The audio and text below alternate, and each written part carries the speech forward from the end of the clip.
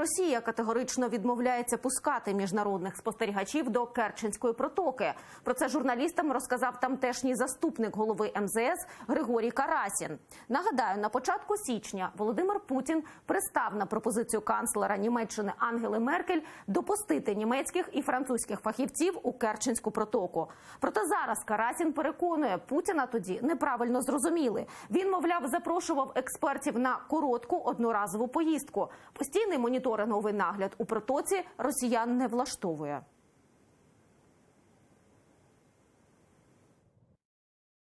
Ми в особі президента Путіна запропонували канцлеру Меркель, що якщо вони хочуть направити одноразову якусь групу для того, щоб подивитися, як йдуть справи на місці в Керченській протоці, то ми готові це організувати. Але ми категорично проти того, щоб це погоджувалося якось з багатостороннім форматом моніторингу, та ще включно з Україною, тобто фактично роздувати формат до повномасштабної довгострокової місії.